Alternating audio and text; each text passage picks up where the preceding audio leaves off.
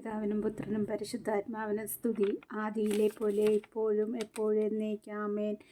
ത്രിയേക ദൈവമേ, അങ്ങേ സ്തുതിക്കുന്നു, വാഴ്ത്തുന്നു, ആരാധിക്കുന്നു. കർത്താവായ യേശുനാഥ, ഇന്നൊരു പകൽക്കാലം ഞങ്ങൾക്ക് തന്നതിനായി നന്ദി പറയുന്നു. പ്രഭാതം മുതൽ ഈ രാത്രിയുടെ യാമം വരെ ഞങ്ങളെ എല്ലാവരെയും ദൈവകൃപയാൽ നടത്തിയതിനായി നന്ദി പറയുന്നു.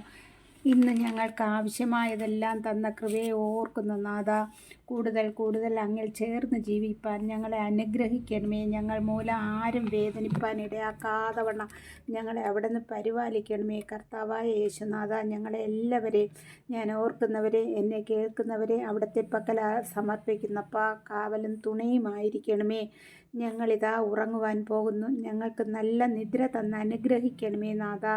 ഒരു അന്ധകാര ശക്തികളോ പൈശാചിക തന്ത്രങ്ങളോ വിഷജന്തുക്കളോ പ്രാണികളോ ഞങ്ങളെ തൊടുവാനോ അടുത്തുകൂടുവാനോ ഇടവരാതെ വണ്ണം കരുതുമാറാകണമേ. ഒരു കള്ളന്മാരോ അക്രമികളോ ഞങ്ങളുടെ ഭവനങ്ങളിലോ കാമ്പൗണ്ടുകളിലോ കടന്നു വരുവാനോ നോട്ടം വയ്ക്കുവാനോ ഇടവരാതെ വണ്ണം അവിടുത്തെ കാവൽ മാലാഖമാരാൽ കാത്തിടണമേ അപ്പാ.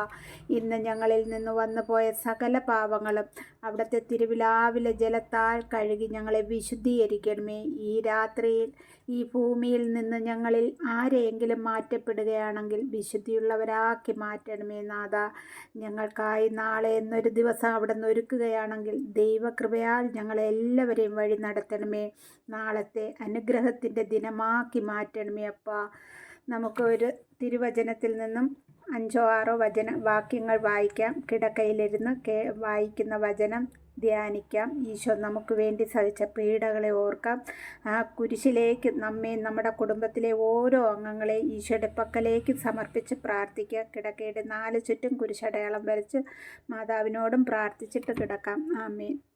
1 പത്രോസ് എഴുതിയ ലേഖനത്തിൽ നിന്നും 3-ാം അധ്യായം 7 മുതലുള്ള വാക്യങ്ങൾ. ഇങ്ങനെ തന്നെ ഭർത്താക്കന്മാരെ, നിങ്ങൾ വിവേകത്തോടെ നിങ്ങളുടെ ഭാര്യമാരോടൊത്ത് ജീവിക്കുവിൻ. സ്ത്രീ ബലഹീന പാത്രമാണെങ്കിലും ജീവദായകമായ കൃപയ്ക്ക് തുല്യ അവകാശി എന്ന നിലയിൽ അവളോട് ബഹുമാനം കാണിക്കുവിൻ. ഇത് നിങ്ങളുടെ പ്രാർത്ഥനയ്ക്ക് തടസ്സമുണ്ടാകാതിരിക്കാൻ വേണ്ടിയാണ്. അവസാനമായി, നിങ്ങളെല്ലാവരും ഹൃദയ ഐക്യവും അനുകമ്പയും സഹോദര സ്നേഹവും കരുണയും വിനയവും ഉള്ളവരായിരിക്കുവിൻ. തിന്മയ്ക്ക് തിന്മയോ നിന്ദനത്തിന് നിന്ദനമോ പകരം കൊടുക്കാതെ അനുഗ്രഹിക്കുവിൻ. അനുഗ്രഹം അവകാശമാക്കുന്നതിന് വേണ്ടി വിളിക്കപ്പെട്ടിരിക്കുന്നവരാണല്ലോ നിങ്ങൾ. ജീവിതത്തെ സ്നേഹിക്കുകയും നല്ല ദിവസത്തെ കാണാൻ ആഗ്രഹിക്കുകയും ചെയ്യുന്നവൻ തിന്മയിൽ നിന്ന് തൻ്റെ നാവിനെയും വ്യാജം പറയുന്നവയിൽ നിന്ന് തൻ്റെ അധരത്തെയും നിയന്ത്രിക്കട്ടെ. ആമേൻ.